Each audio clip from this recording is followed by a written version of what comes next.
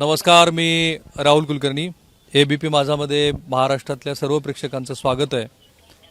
असं आहे की आपल्याकडे आता मी हा जो मुद्दा टॅग केला आहे तो मुद्दा टॅग झाला की आपल्याला असं वाटतं की हा सगळा जो प्रश्न आहे हा शेती व्यवस्थेशी निगडीत आहे.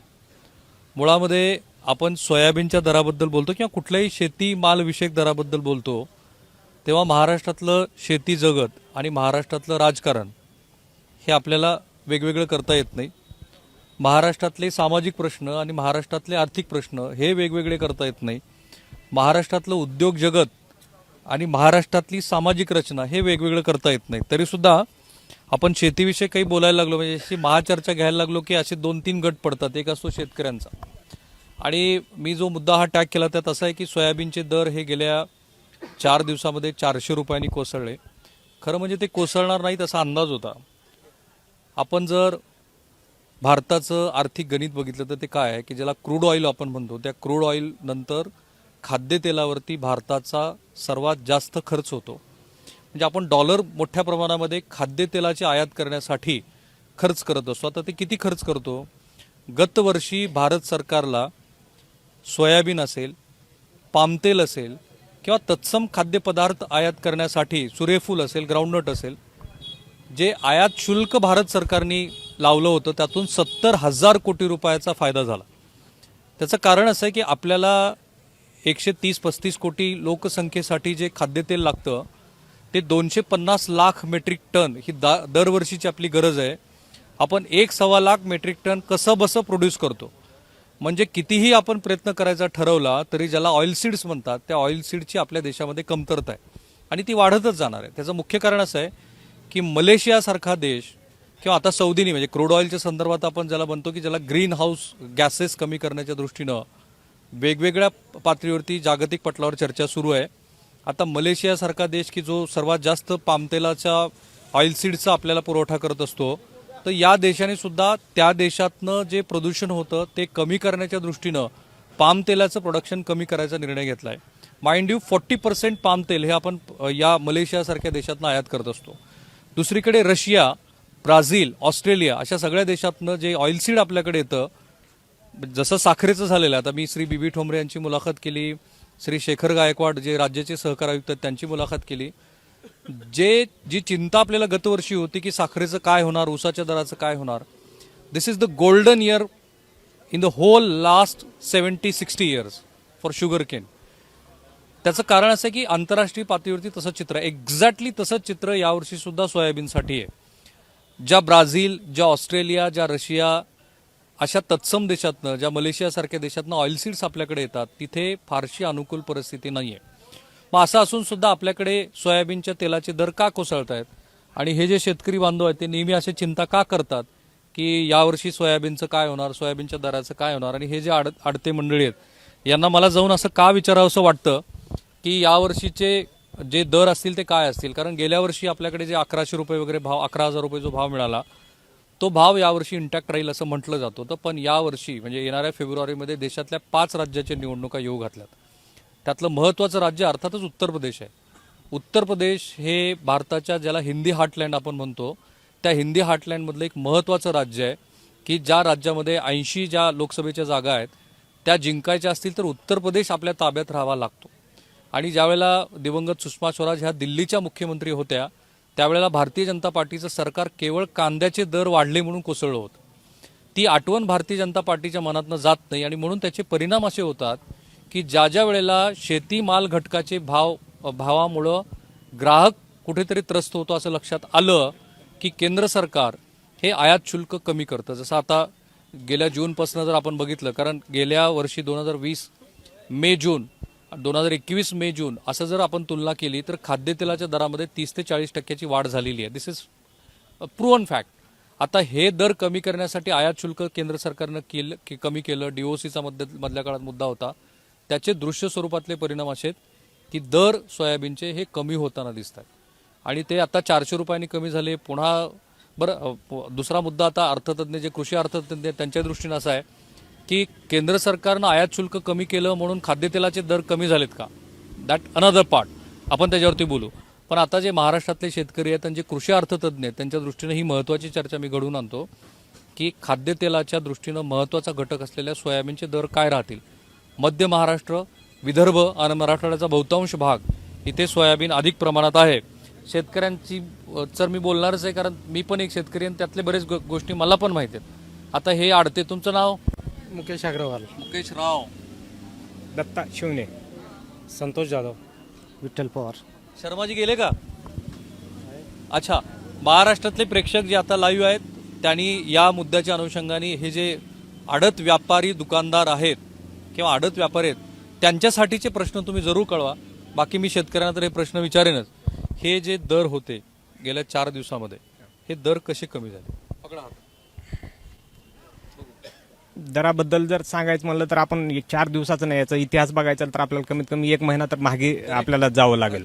तर जर बघितलं आपण तर गेल्या महिन्यामध्ये आपण जे आमचे मार्केट कमिटीमध्ये जी आवक सुरू झाली ते जवळपास 8,000 भावापासून सुरू झाली आणि त्याच महिन्यामध्ये तो शेवट आम्हाला 8,000 भाव कुठल्या तारखेला होता आठवतं? 8,000 भाव जवळपास हा 3 ऑक्टोबर म्हणजे 3 सप्टेंबरला हा भाव होता, की ज्या वेळेला आवक अतिशय कमी होती. हा कमी होती, जिथे छोटक फुटक आवक सुरू झाली आणि तिथून तो भाव तुटायला सुरू झाले. जवळपास त्याच महिन्यामध्ये म्हणजे 30 सप्टेंबर पर्यंत तो भाव 6,000च्या आसपास आला होता आणि तो आता जर बघितलं या महिन्यामध्ये तर ऑक्टोबर फर्स्ट आठवड्यापासून 6,000 आणि आता बघितलं तर तो 4,800 असा आहे. तर याबाबत जर आता आपण जर म्हणलं की पुढे भविष्यामध्ये तेल, नाही, त्याच्यावर नंतर बोलू. आता एवढेच मर्यादित सांगू आपण. हा तर 4,800 भाव 8,000 पासून कसा कमी होत गेला तो तो जवळपास 8,000 पासून एकतर आवक वाढली. सरकारचे काही याबद्दल धोरणं या ठिकाणी आले. त्याच्यामध्ये प्रामुख्यानं आलं की जे काही आपण दरवर्षी DOC एक्सपोर्ट करतो तर यावेळेस उलट सरकारतर्फे 12 लाख DOC इम्पोर्ट करण्यात आली यावर्षी. आणि दुसरा एक परिणाम झाला की गेल्या वर्षी जवळपास आपण बघितलं की 85 ते 90 लाख मेट्रिक टनाचं आपल्या इथं उत्पन्न झालं होतं पूर्ण भारतामध्ये. ते यावेळेस सोफाकडून जे काही आपल्या इथं कॅल्क्युलेट केलं जातं त्याच्याकडून जवळपास ते 118 लाख मेट्रिक टनाचं झालंय आणि सरकार हायर एंड म्हणजे हा आणि सरकारच्या सूत्रानुसार ते जवळपास 121 लाख टनाच्याही पुढे आहे. आता मी जर सरकारच्या बाजूने बोलतो, सरकारनं 2 पद्धतीनं निर्णय घेतलेत. एक म्हणजे ग्राहकांच्या वरचा जो भार आहे तो कमी करण्याच्या दृष्टीनं, दुसरं जी पोल्ट्री इंडस्ट्री होती तिला फायदा व्हावा या दृष्टीनं काही निर्णय त्यांनी घेतले. आता पण हे दरवर्षी होतं की आवक वाढली की सरकारची धोरणं काहीही असो, पण व्यापारी तुमच्यासारखे हे जे 4-5 व्यापारी असतील ते कुठल्याही बाजार समितीतले, कारण शेवटी हा व्यापार आहे, ते भाव पाडतात. असं झालं यावर्षी? नाही हे असं आता म्हणता येणार नाही. तो पूर्वीचा काळ कदाचित असू शकेल, पण आता जे बघितलं ना की आपण सगळे इंटरनेटवर बघतो. आज एखाद्या शेतकऱ्याला सुद्धा कुठेतरी अमेरिकेतला सुद्धा भाव आज लक्षात येऊ लागलाय. म्हणजे लातूरचाच नाही तर भारतातले सुद्धा भाव त्यांना लक्षात येऊ लागले. आता तर असं म्हणता येईल की जर तुम्हाला म्हणजे फक्त जी काही आडत व्यापारी असेल किंवा इथला जो ट्रेडर असेल किंवा इथला जो आपण साल्वेंट इंडस्ट्री चालवणारा मालक असेल तर तो आता खूप मोठा नफा या ठिकाणी नाही. याच्यावर सगळ्यात महत्त्वाचं म्हणजे सरकारचे धोरणं या बाबतीत सगळ्यात परिणाम करू लागले. सध्या मग तुमचा दर ठरतो कसा? साधारण जर बघितलं तर आपण आता कुठल्याही एखाद्या वस्तूचा दर ठरतो तो मागणी आणि पुरवठ्यावर ठरतो. तर मागणी जास्त आहे यावेळेला. नाही असं वाटतंय तुम्हाला, पण यावेळेस जी काही आता आपण बघितलं की आपणच म्हणलं की 12 लाख टन आपण DOC मागवली, तर त्या अनुषंगानं आज DOCचं जी दरामध्ये घसरण आहे, जी 88 रुपयाचा हायेस्ट DOCचा दर होता तो आज 38 रुपये झाला. तर याच्या अनुषंगानं तो सुद्धा दर सोयाबीनचा तो जवळपास 10-10.5 हजारहून आज कुठं तर 4,800 वर बघायला भेटू लागले. तर या अनुषंगाने जो काही DOC विकेल, जे काही तेल विकेल, प्रामुख्याने सोयाबीनमधून 2 प्रोडक्ट तयार होतात. एक तर DOC तयार होते आणि दुसऱ्या याच्यावर आपल्याला जे काही रोज आपण डेली लागतं ते सोयाबीन ऑइल तयार होतं जे आपण रोज यूज करतो. तर हे दोन्ही दर कसे असतात त्यावर सोयाबीनचा भाव ठरला जातो. ते जर कदाचित आता उद्या आज 48 आहे, उद्या जर ते काही वाढून निघाले तर उद्या ते परत 4900, 5,000 आणि ते जर उद्या कमी निघाले तर परत 4700 किंवा 4600 असा दर त्याच्यावर तो ठरला जातो. हे तुमचं म्हणणं असं आहे की आवक सुरू झाली आहे हे खरं आहे, पण मागणी पण कमी आहे जे तुमच्याकडनं पुरवठा करून घेतात त्यांची. हां बरोबर आहे. यावेळेस एकतर मागणीही कमी आहे आणि त्या एकतर आवकही कमी आहे. यावेळेस ज्यावेळेस शेतकऱ्यांनी 10,000 11,000चा भाव बघितला आणि गेल्या वर्षी कुठं तर त्यांना 4-4.5 भाव चांगला वाटला त्यामुळे ते विकण्यात त्यांना आलं. पण यावेळेस त्यांना वाटलं लागलं की गेल्या वेळेस आपण विकून पुन्हा भाव वाढला तर यावेळेस त्यांचं अर्थशास्त्राचा नियम काय आहे की मागणी आणि पुरवठा हे प्रमाण व्यस्त असतं, बरोबर? म्हणजे मागणी जर जास्त असेल आणि पुरवठा कमी असेल तर पुरवठादाराला अधिक पैसा मिळतो, बरोबर? तुम्ही असं म्हणताय की यावेळेला पुरवठा पण कमी आहे, म्हणजे हे जे शेतकरी बांधव आहेत माझ्यासारखे पण की त्यांनी असा विचार केलेला आहे की गतवर्षी जे 11,000 रुपयाचा भाव मिळाला तसा जोपर्यंत मिळत नाही किंवा त्या पटीत जोपर्यंत जात नाही तोपर्यंत जेवढी गरज आहे तेवढाच माल शेत बाजारात आणून तेवढाच विकू, असं असताना सुद्धा भाव का पडतायत? एक तर मुख्यतः काय झालंय की जवळपास जी काही पोल्ट्री आहे किंवा जी काही ट्रेडर आहेत, ऑइल ट्रेडर आहेत, या सगळ्याच्या डोक्यामध्ये सध्या लक्षात आले की बाबा माल आता खूप मोठा यावर्षी आपण आता चर्चा केली 121 लाख टन यावर्षी उत्पादन आहे. त्यामुळे माल तर आणखी खूप आहे. येणाऱ्या भविष्यामध्ये ती मंदी येणारच आहे. त्यामुळे ते आहे की समजा त्यांनी आज सगळे समजून चालत की याच्यामध्ये मंदीच आहे.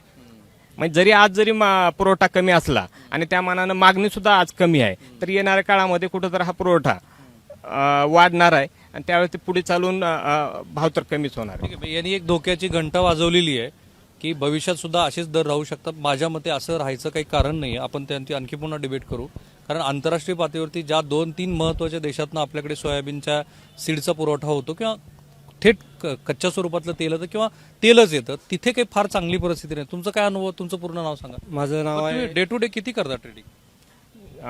जवळपास एक 50 ते 100 टनाची. Day to day. तुमचं पूर्ण नाव सांगा. माझं नाव आहे संतोष बाबूराव जाधव. माझी आडत दुकान आहे मार्केट यार्डला. मी एक आडते आहे जो की खरेदीदार आणि शेतकरी यांना एक जोडणारा दुवा म्हणून आडत्याला संबोधलं जातं या ठिकाणी. आणि प्रत्येक काय झालेलं आहे साहेब की मागच्या जर तुम्ही सोयाबीनचा इतिहास पाहिला तर हा हायएस्ट दर हा फक्त मागच्याच वर्षी होता. एवढा वरच्या रेंजला दरच नव्हता. आता हमी भाव किती आहे? आता या ठिकाणी मार्केट यार्ड हमी भाव किती आहे? 3900 3950 भाव हमी भाव आहे. आणि ओपनिंग किती आहे? मध्ये 4800 रुपये आज भाव घेत आहेत यार्डामध्ये. सध्या सुद्धा हमी भावपेक्षा 700-800-900 रुपये जास्त विकत आहे. तुम्हाला असं म्हणायचं की गतवर्षी जो होता तो हायएस्ट मिळाला तो वेगळा म्हणजे तो स्वप्नात सुद्धा भाव नाही तसा भाव मिळाला. म्हणजे तिप्पट, जवळपास 3000, 3200, 3300 किंवा 3500 हा भाव चालू होता. अचानक ते असं जंप होत होत गेलं, ते 10-11 हजार पर्यंत भाव गेला. त्यामुळं शेतकऱ्यांची अपेक्षा वाढली की बाबा हा भाव, म्हणजे त्यांना असं इंटरनॅशनल मार्केट किंवा हे त्यांना काही तेवढं त्याचं ज्ञान नसतं शेतकऱ्यांना. ते काय म्हणतात की एवढा भाव वाढला आणि मग आता अचानकच एकदम 4800-4700 झाला. मग गेल्या 4 दिवसात हा इतका डाऊन का आलाय? नाही, 8,000पासून तो आता 4,000, 5,200, 4,800. हां, जशी सोयाबीन त्यांची DOC विकते किंवा त्यांचं तेल विकतं त्या हिशोबाने ते घेतात. जसे सोन्याचे भाव रोज कमी जास्त होतात ऑनलाईनमध्ये जसं होतं तसंच ह्याचं पण आहे. याच्यामध्ये डब्बा वाढला की इकडे भाव वाढतात, कमी झाला की कमी होतात. आता काय झालं, डब्बाचं काय झालं नेमकं? म्हणजे ऑनलाईन जो भाव आहे सोयाबीनचा तर तो NCDEX तर त्यामध्ये भाव वाढले वधारले की मग इकडे वाढतात भाव. तिथं काय चाललंय सध्या? तिथं मला त्याची काही कल्पना नाही, यांना माहिती. तुम्हाला आता आपण प्रश्न विचारलात की बाबा या 2-4 दिवसामध्ये 400 रुपयानं बाजार का तुटला, तर याच्या मागे एकच प्रामुख्यानं जर कारण असेल तर ते या ठिकाणी सांगायचं असेल तर ते आहे की सरकारतर्फे लावण्यात आलेले ऑइल सीडवर असलेले स्टॉक लिमिट. ते सगळ्यात महत्वाचं होतं. ते सरकारतर्फे लावण्यात आलं आणि त्याचा परिणाम असा झाला की ते सोयाबीनचे भाव आज कुठं 400 रुपयाने कमी झालेले दिसतात. काही प्रेक्षकांना हा प्रश्न पडेल की स्टॉक लिमिटचा आणि ह्याचा काय संबंध, जरा विस्तृत सांगा. स्टॉक लिमिट, एखादा व्यक्ती ज्यावेळेस माल येऊ लागला तर त्यावेळेस तो माल घेऊन तो कुठं तर डंप करतो, कुठं तर स्टॉक करतो. मग ज्यावेळेस असे भरपूर व्यापारी आज इथं माल घेण्यासाठी येतात किंवा त्याने स्टॉक करतात किंवा आज मिलवाले येतात त्याने स्टॉक करतात, त्यावेळेस कुठं तर ते माल मोठ्या प्रमाणात त्या ठिकाणी स्टॉक होतो. आणि बाजारामध्ये सुद्धा तर ज्यावेळेस तो पुरवठा म्हणजे जो काही शेतकरी येत असतो त्याचा माल ते कुठं तर स्टॉक लिमिटला लागतो. आणि भविष्यामध्ये काय होतं, ते जे काही स्टॉक केलेले असतात त्याला जर आपण मराठीत म्हणायचं म्हणजे जे काही सट्टा त्या ठिकाणी सट्टेबाज किंवा जे काही आपण साठेबाजी म्हणतो, साठेबाजी म्हणतो, त्या ठिकाणी होऊन ते भविष्यामध्ये पुढं म्हणजे शेतकऱ्याला ते पैसे, शेतकऱ्याचा माल कमी भावात घ्यायचा आणि पुढे त्याचा कृत्रिम तुटवडा आणून तो कुठं तर चांगल्या भावात विकण्यासाठी त्यावर्षी त्याला बंधन आले. नाही यावर्षी ते नक्की चांगलं म्हणता येणार नाही. कारण काय होतं की आज तुम्ही एक लक्षात घ्या की ज्यावेळेस भाव 8,000, 10,000 होता त्या हिशोबानं आज कुठं तर आज आपण बघलो की पहिलं 2200-2300 रुपये एकरला जर काढणीचा खर्च होता तो आज 4,000 रुपये 5,000 रुपये शेतकऱ्याला द्यावा लागला. आणि तो सगळा खर्च 10,000च्या हिशोबानं झाला आणि आज भाव शेतकऱ्याच्या पदरात कुठं तर 5,000 मिळाला. म्हणजे हा नुकसान या स्टॉक लिमिटच्या मागे जर झालं म्हणजे वातावरणामुळे स्टॉक बी राहणार नाही ना. ठीक आहे. तर दोन केंद्र सरकारचे त्यांनी मुद्दे महत्वाचे सांगितले. एक म्हणजे आयात शुल्क जे घटवलं ते आणि जे स्टॉक लिमिट आणलं ते. आत्ताच्या तारखेमध्ये उत्तर प्रदेशमध्ये स्टॉक लिमिट आलेलं आहे आणि इतर राज्यांसाठी असं सांगितलेलं आहे की त्या राज्यांनी या संदर्भातला निर्णय घ्यायचा आहे. हां, काय झालं? नाही, स्टॉक लिमिट हटविणं म्हणजे स्टॉक लिमिट तुम्ही अगर स्टॉक लावलो तर खरेदीदार माल स्टॉक कुठून ठेवणार, शेतकऱ्याचा माल कसं विकणार, सगळे भीतीचं वातावरण राहणार ना. एक कडून गव्हर्नमेंट म्हणते की तुम्ही स्टॉक करा, हे म्हणजे भारताला पुरी एवढं माल तुम्ही स्टॉक करा, आणि दुसरीकडून तुम्ही म्हणता की स्टॉक लिमिट लावली. सरकारचं असं मत असेल की होर्डिंग ज्याला इंग्रजीत म्हणतात ते नाही, होर्डिंग राईट, होर्डिंग आहे. तुम्ही साठेबाजी त्याला लिमिट द्या ना. तुम्ही कुठं 500 क्विंटल होईल का साठेबाजी? आज त्याचा आणि शेतकऱ्याचा दराचा माल काय अगर संबंध समजा आहे सांगा ना. दराचं म्हणलं तर दर कसे घसरणार नाही? हा, पकडा तुमच्यावर. दर कसे घसरणार नाही? माणूस घाबरून स्टॉक, एक उदाहरण मध्ये समजा तुम्ही आम्ही, तुम्हाला 1000 क्विंटल स्टॉक लावायचं, एखाद्या शेतकऱ्याचा माल खरेदी करायचा, तुम्ही घाबरून लावणार का स्टॉक? स्टॉकवर आता तुम्ही जो लिमिट. भाव घसरलाय हा, ते जाधव असं म्हणाले की गेल्या वर्षी खरं म्हणजे अनप्रेसिडेंटेड ज्याला इंग्रजीत म्हणतात इतका भाव मिळाला. आता तशी अपेक्षा करण्यात काही अर्थ नाहीये. माझ्या मते आंतरराष्ट्रीय पातळीवरचे जे मी तुम्हाला रेफरन्सेस दिले ते मी रिपीट करत नाही. ते बघता याही वर्षी असंच मार्केट राहणं अपेक्षित होतं, पण यांच्यामध्ये तो भावच हायएस्ट एंडला होता, त्यामुळे तशी काही आता तुम्ही अपेक्षा करायची नाही. दुसरं तुम्ही असं म्हणताय की आयात शुल्क कमी केलं आणि आता होर्डिंगला पण म्हणजे साठेबाजीला मर्यादा घात, तो सर्व अर्थाने केंद्र सरकार त्याला जबाबदार. सरकार दोन्हीकडे लक्ष द्यावं लागेल ना. एक तर शेतकऱ्याकडे बी द्यावं लागेल आणि दुसरं व्यापाऱ्याकडे बी द्यावं लागेल. शेतकरी बी आज एवढं मोठं खर्च करून बियाणा बी जेव्हा 11,000 होतं तेव्हा शेतकरी बी बियाणा महागाच्या भावचं घेतला असेल ना. आज त्याच्याही महाग खर्च आहे ना. पुढे या जरा, या पुढे. हे अग्रवालजी, तुमचं पूर्ण नाव? अशोक अग्रवालजी हे इथल्या लातूर बाजार कृषी उत्पन्न समितीचे 15 वर्ष संचालक राहिलेले आहेत. अनेक प्रश्न येऊन पडलेत आपल्यासाठी. हं, तर त्या सगळ्या प्रश्नांची उत्तर तुम्ही द्या, कारण तुमचा आवाका मोठा आहे. प्रवीण दुबे असं विचारतायत की सोयाबीनचं तेल का स्वस्त होत नाही जर एवढं सगळं सरकार करतंय. ठीक आहे. दुसरं असं म्हणतायत, सुरेश नारायणराव जांभळे असं म्हणतायत की हे जे सगळे व्यापारी आहेत, मी असं म्हणणार नाही कारण व्यापारी जमातीविषयीचे जे समाजातले सार्वत्रिक समज असतात ते कधीतरी एकदा आपल्याला पुसून काढावे लागतील. व्यापार करणं आणि नफा कमवणं मला वाटत नाही तो गुन्हा आहे म्हणून, पण तरी तुमचा प्रश्न मी त्यांना विचारतो की ही जी व्यापारी मंडळी हे लुटतात शेतकऱ्यांना आणि ही सार्वत्रिक भावना असते, त्याबद्दल तर काही म्हणजे तुमचं जे काही म्हणणं असेल ते. श्रीकांत जुनकर म्हणून आपले प्रेक्षक तुम्हाला असं विचारतायत की सोयाबीनचे नवे पीक निघत असताना सोयाबीन आयात करून केंद्र सरकारने शेतकऱ्यांना धोका दिला आहे. आयात केली नसतं आज घडीला किमान 6,500 दर मिळाला असता. सो 3 प्रश्न आहेत. इतका भाव मिळाला असता का? सोयाबीनचे दर का कमी होत नाहीत? आणि हे सगळी जी माझ्या मागे असलेली मंडळी आहेत हीच मुळात खरं तर शेतकऱ्यांना लुटतात. पेंडीचा जो विषय आहे आयातीचा, पोल्ट्रीवाल्यांनी केंद्र सरकारकडे मागणी केली होती की आम्हाला परवडत नाही, DOCचे भाव वाढले होते, त्याच्यामुळे केंद्राला ते DOC आयात करावी लागली आणि हे DOC नवीन पिकाच्या समोरच आली, त्याच्यामुळे हे भाव थोडे गडगडले आहेत.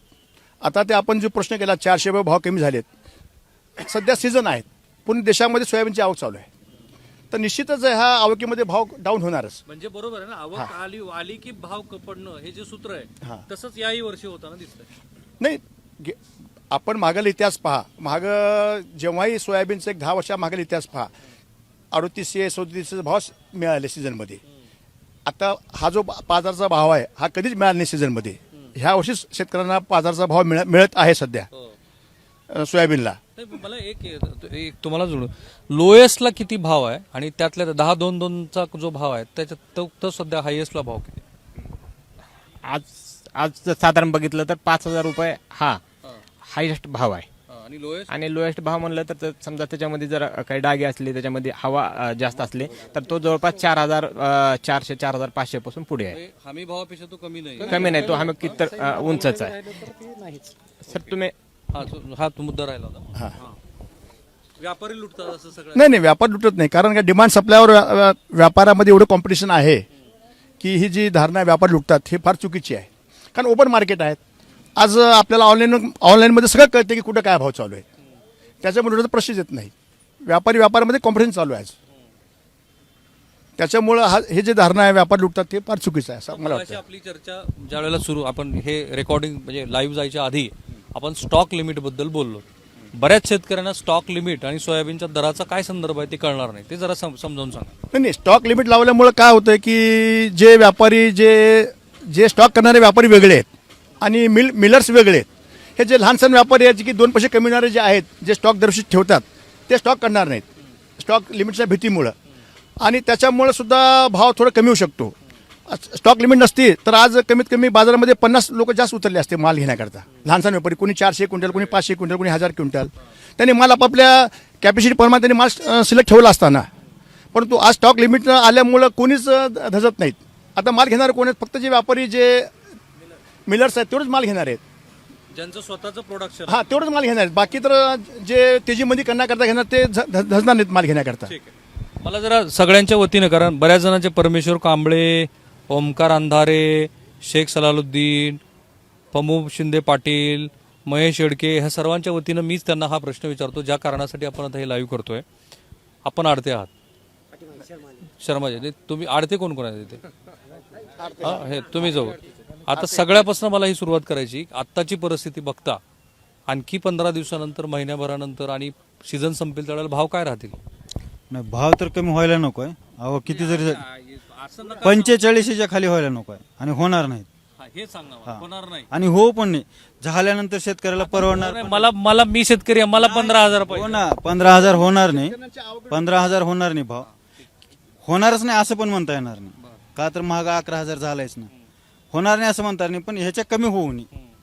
ठीक आहे. सागर वाघमारे, त्यांना हे विचारा की नेमके शेतकऱ्यांनी आपल्याकडे असलेला माल ठेवावा की सध्या असलेल्या भावाने विकावा? त्यांना माझं असं सांगणं आहे की तो त्यांच्या गरजेचा विषय आहे. शेतकऱ्याचा फार मोठा विषय आहे गरजेचा, की त्यांनी गरजेनुसार त्यांनी त्यांचा माल विकावा. त्यांना जेवढी गरज आहे त्यांनी तेवढा विकावा. तेजी मंदीचा हा विषय इंटरनॅशनल मार्केटला जेव्हा बाजार कमी जास्त लेवल होतील किंवा पीक क्राफ्ट कमी जास्त होईल त्यानंतरचा तो विषय. पण ह्या भावापेक्षा तर कमी काही भाव होतील असं अपेक्षा वाटत नाही आम्हाला. तुम्हाला असं वाटतं की मिनिमम 5,000 रुपये जो आता आहे तो 45-45च्या हिशोबाने खाली जाणार नाही. त्याच्या खाली जाऊ नये असं आम्हालाही वाटतंय. जाऊ नाही, जाईल का? नाही, मला महत्वाचं अगदी सविस्तर सांगा. हा, तुमचा तुम्हाला अभ्यास आहे त्यातला. नाही, मी या ठिकाणी आपल्याला आपण जे आता भावाबद्दल आपण भावाबद्दलची आपण चर्चा करू लागलो. या ठिकाणी मला आपल्याला 4 गोष्टी सांगाव्याच्या वाटतात. पहिली गोष्ट आहे की शासनानं मागवलेले अतिरिक्त DOC. दुसरी गोष्ट आहे, इथं आपल्या भारतामध्ये यावर्षी आलेला यील्डचं प्रमाण, म्हणजे यावर्षी उतारा जो आहे 121 लाख टन आहे. तिसरं आहे की यावर्षी सरकारतर्फे स्टॉक लिमिट लावण्यात आलं. आणि चौथी गोष्ट, यावर्षी जी काही इम्पोर्ट ड्युटी होती सोया ऑइलवर, आपण बोलू आता. नाही, आता ते मला कमी झाल्यामुळं मी तुम्हाला त्याच आपल्या प्रश्नावरच येतो की या सगळ्या गोष्टीमुळं येणाऱ्या काळामध्ये सोयाबीन जे आज 4,800 5,000 आम्ही तुम्हाला भाव सांगत होता तो कुठं तर 45च्या सुद्धा खाली जाताना तो दिसणार आहे. तर या गोष्टीचा हा परिणाम याच्यावर येणाऱ्या काळामध्ये दिसून येणार आहे. ठीक आहे. म्हणजे तुमचं असं मत आहे की 4500 पेक्षा कमी होऊ शकतो. हे पुढच्या 15 दिवसातलं प्रिडक्शन आहे. हो, या 15 दिवसात किंवा त्याच्या अगोदर किंवा या महिन्यामध्ये जवळपास तो 45च्या नाही तरी पण 45च्या आतमध्ये तो गेलेला दिसून येणार. ठीक आहे. यावर्षीचा एक चेंज असा आहे की ते जे मगाशीपासून 1.25 लाख क्विंटल मेट्रिक टन वगैरे असं जे म्हणतात, यावर्षी महाराष्ट्रानं मध्य प्रदेशवरती मात केलेली आहे. युजली काय असतं की मध्य प्रदेश हे 50 लाख हेक्टर क्षेत्रावरती देशात सर्वाधिक सोयाबीनचं लागवड करणारं राज्य आहे. आपण त्यांना मागे टाकलंय. यावर्षी जी अधिकृत आकडेवारी आली त्यानुसार जवळपास 48 ते 50-52 लाख हेक्टर क्षेत्रावरती महाराष्ट्रात सोयाबीनची लागवड झाली. पण तरी सुद्धा यावर्षीचा जो अतिवृष्टीचा फटका आहे तो आपल्याकडे बसलेला आहे. किती प्रमाणात बसला हा भाग सोडून द्या. नाही, तोही बऱ्याच प्रमाणात आहे. ज्या ठिकाणी नदीचं क्षेत्र आहे त्याच्या आजूबाजूला तो जवळपास 60-70% आहे आणि उर्वरित भागामध्ये जवळपास ते 5 ते 10% आहे. ठीक आहे. पण आता तुम्ही 45च्या बिलो खाली येईल असं म्हणताय. जे शेतकरी आता खूप मोठ्या प्रमाणात तुम्हाला बघतायत त्यांच्यासाठीचं काय, म्हणजे त्यांच्यासाठीचं प्रिडिक्शन काय? जसं हे म्हणाले की गरजेप्रमाणे आणा, भाव वाढू शकतो. यावर्षी तर असं काही वाटत नाही. आता सगळे आपल्या डोक्यात नाही अडचण नाही. तर यावेळेस ते कुठं तर भाव ते खालीमध्ये 42 ते 44 आणि वरमध्ये कुठं तर 5,500 या दरामध्ये खेळतील असं वर्षभर असं तर वाटतंय. 5,500. तुमचं नाव पुन्हा एकदा सांगा, रिपीट करा. दत्ता शिवणे. दत्ता शिवनेकडे आपण नंतर येऊ कधीतरी. हा, बोला. तुम्ही आडतेच का? खरीददार आहे. खरीददार. पूर्ण नाव सांगा. मुकेश अग्रवाल. धरा अग्रवालजी. हा, तुमचा अंदाज सांगा मला. भाव 4500च्या खाली जाणार नाही असं आम्हाला वाटतंय. आणि हायर एंडला? हायर एंडला 5,500 ते 6,000 होऊ शकतंय. मला अग्रवालजी, मला मान्य आहे हा प्रश्न तसा इमॅच्युअर आहे. इमॅच्युअर या सेन्सने आहे की आपल्याला माहिती नाही की आवक कशा पद्धतीची होईल. आपल्याला हे माहिती नाही की 5 राज्याच्या निवडणुका झाल्यानंतर केंद्र सरकारची भूमिका काय असेल. आपल्याला हे माहिती नाही आहे की मुख्यत्वे खाद्यतेलाचे दर कमी होत नसताना जे काही केंद्र सरकारनं शेतकऱ्यांना नाराज केले असं जे सार्वत्रिक मत झालेलं आहे त्याबद्दल केंद्र सरकारची भूमिका काय? सो लोअर एंड आणि हायर एंडमध्ये काय चित्र राहील? नाही कसं आहे की आता भाव जास्त काही पडणार नाहीत, परंतु शेतकरी आवक जर वाढली तर भाव उतरू शकतात. ते शेतकऱ्यावर डिपेंड आहेत की आता आम्ही शेतकऱ्यांशी बोललो तर शेतकऱ्यांचं म्हणणं आहे की जेवढं लागेल तेवढं मला मी आणणार बाजारामध्ये, की त्यांच्या अपेक्षा वाढलेल्या आहेत का त्यांना का भाव मिळू नये. त्यांना तर मिळायला 5,000 रुपये एकरी काढ. बिलकुल शेतकऱ्यांना खर्च एवढा वाढला आहे की जो हमी भाव आहे तो मला वाटतं फार कमी आहे. तोही भाव वाढायला पाहिजे, कारण शेतकऱ्याचं उत्पन्न वाढायला पाहिजे. एकीकडे सरकार म्हणतंय की शेतकऱ्यांचं जे उत्पन्न आहे ते डबल करायचं आम्हाला, आणि एकीकडे भाव सुद्धा वाढू द्यायचं नाही. हे धोरण कुठून होणार आहे? तो मिळच लागत नाही. तो मेळ लागत नाही. एक तर शेतकऱ्यांचं त्यांना बेसिकच भाव त्यांना वाढून दिला पाहिजे, जेणेकरून शेतकऱ्यांचं भवितव्य हे सुधारणार आहे. ठीक आहे. आपण बऱ्यापैकी आडत व्यापारी मध्यस्थ यांचं जे म्हणणं आहे त्यांचं जे प्रिडिक्शन आहे ते समजून घेतलं. 45 लो एंड राहील असं ते म्हणतात, हायर एंडला भाव वाढू शकतात यांचं थोडंसं वेगळं मत आलं. पण आता जरा शेतकऱ्यांचंच मत आपण घेऊ. या पाळकरी कार्तिकी यायला लागली आता, या इकडे पुढं. हो मी शेतकरीच आहे. तुम्ही शेतकरीच आहे, पुढे या. वारी करता का? करतो की कुठली वारी असते? मावसली वारी असते पंढरीची. पंढरी 2-3 वाऱ्या तर झाल्याच नाहीत आपल्या. झालं नाही तर काय मंदिरात बंद आहे तर काय वाऱ्या होणार आहे. बघू काय करते सरकार कार्तिकीला ते. आता सरकार कार्तिकीला बी उघडते दररोज का काय तसं ठेवते काय माहित. किती पांढरा पिशव्या पेरल्या होत्या? कमीत कमी आपल्या 10 पिशव्या आहेत. 10 पिशव्या. रान किती होतं एकरी? 10-12 एकर रान आहे. एकरी 1 पिशवी पेरली. हं? हा. किती उत्पन्न आलं? काय एकरी एका पिशवीला कमीत कमी 12 ते 13 कट्टे. 12 ते 13 कट्टे. 12 ते 13 कट्टे. हा. मग लय कमी झाला की 3-4 क्विंटलच पडला. मग काय तसंच आहे. काय पावसानं नुकसान रानावर असते. ते रान हलकं किंवा भारी. हा ह्याच्यामुळे आता किती माल आणला बाजारात? आता सध्या काय तर एक 10 ते 15 कट्टे आणलाय सध्या कामापुरता. बाकीचा मागच आहे. ठीक आहे. काय दर मिळाला? अजून भाव काढलाय का? का आम्ही आडत्याला फोन केला त्यावेळेस म्हणले आडते 51-52 आहे. आज तर 48 भाव निघाला. 48 पेक्षा कमी कोणाचा भाव निघालाय का बाबा? तुमचा कमी निघाला? 4650 म्हणजे डागेल होतं साहेब, किती टाकलं होतं? थोडं डागेल होतं. आणि का झालं साहेब, ग्रेडिंग केलं नाही का घरच्या घरी? नाही करीत आपण. नाही पाऊस आधी पाऊस न आल्यामुळे फटका बसला. तुम्ही अतिवृष्टीचा विचार करला, त्याच्या आधी पाऊसच पडला नाही. 21-22 दिवस पाऊसच नव्हता. हा, मग त्याच्यामुळं ते मार खाल्लं सोयाबीन त्याच्यात, आणि पुन्हा अतिवृष्टी असं व्हायलंय. पण आता गेल्या वर्षी आपण 11,000चा अंदाज बांधला होता. खर्च वाढलाय साहेब. काढणीला 6,000. 6,000 घेतलं का तुमचं? हा, 5,000-6,000 पाऊस पाणी शेतात काय करायचं. मशीन 150 रुपये असं व्हायला. सगळं कुळवापासून, नांगरणीपासून, पेरणीपासून, किती रान आहे आपल्याला? कोळवापासून, पुन्हा तणनाशक फवारणी आहे, तुमचं कीटकनाशक फवारणी. शेत किती आहे? शेत आपलं 22 एकर आहे. 22 एकर आहे. हा, त्याच्या काय गणित लावलं होतं सोयाबीनवर? सोयाबीन एक 200-300 पाकिट होईल असं वाटलं होतं, पण 100च्या आत निघाले. अडचणी घरी? असं वाटलं.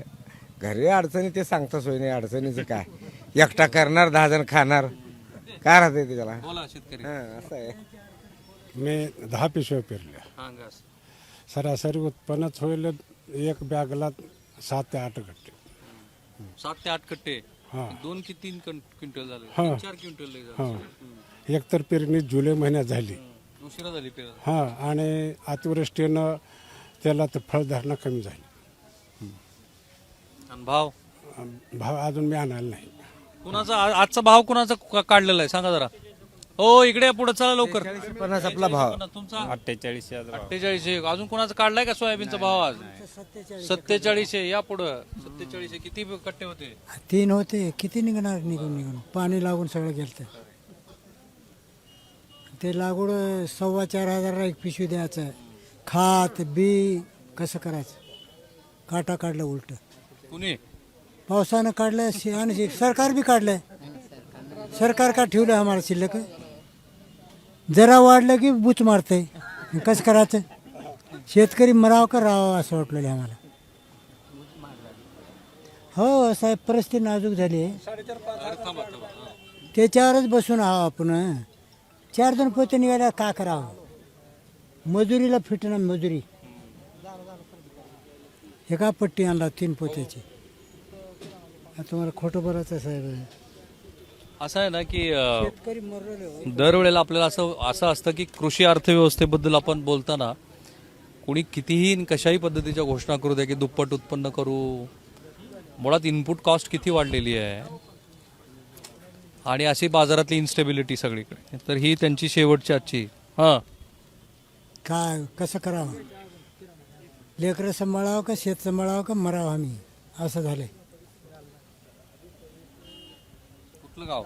येणे गुरं उमरगा तालुका. आणाला खरंच 60-70 रुपये एक पोत्याला, 70 रुपये घेतात आमच्यातून. मग निघाला 3 कट्टे आणलो तो झालं बा. पैसे मिळाले का? मिळाले पण काय पैसे, जाऊन घरी जाऊ जगना पार होते ते, काय हे नाही ते नाही मिळालं पार होते ते साहेब. परिस्थिती नाजूक झाली आहे सध्या सोयाबीनला. आणि सोयाबीन निघतं म्हणून घातलो आम्ही, घातलो उलटं दिलं, सगळं कुजून गेलं रानात. पाणी महिना 2 महिने पाणीमध्ये गुडघ्याला कोशाला राहते. ठीक, थांबूया आपण इथे. असं आहे की संघटित आणि असंघटित अशी 2 क्षेत्र जिथे असतात त्यावेळेला असंघटित क्षेत्रातले जे घटक आहेत ते वेगवेगळ्या पातळीवरती विभागले गेलेले असतात. तिथे मग धर्म असतो, तिथं जात असते, त्याची राजकीय बांधिलकी असते, तो ज्या गावात राहतो तिथली पार्श्वभूमी असते. आणि संघटित म्हणजे जे ग्राहक असतात ज्यांचा आवाज टीव्हीच्या माध्यमात लगेच पडद्यावरती दिसायला लागतो किंवा मग तो मतपेटीतनं तशा पद्धतीनं व्यक्त होतो. आणि म्हणून कुठलंही सरकार असो, कुठल्याही राजकीय विचारधारेचं सरकार असो, त्याच्या दृष्टीनं संघटित क्षेत्रातले जे घटक आहेत ते जास्त महत्त्वाचे असतात. असे असंघटित क्षेत्रातले जे शेतकरी आहेत त्यांच्या दृष्टीनं सरकार हे आपण धोरण आखत असताना फारसा विचार करताना दिसत नाही. आपण लातूरच्या बाजार समितीतनं ही जी महाचर्चा केली ती मला माहिती आहे की सगळ्याच प्रश्नाची इथं उत्तर मिळालेली नाही आहेत. आपण हा प्रयत्न करू की देशाचे जे केंद्रीय कृषी मंत्री आहेत त्यांना विचारू, महाराष्ट्रातले जे कृषी मंत्री आहेत त्यांना विचारू की याबद्दल आपल्याला काही भविष्यामध्ये करता येणं शक्य आहे. थांबूया. तुमचे जे काही कमेंट्स असतील ते जरूर या व्हिडिओखाली पोस्ट करा. आपण पुन्हा एकदा तसाच प्रयत्न करू. एबीपी माझा, उघडा डोळे बघा नीट.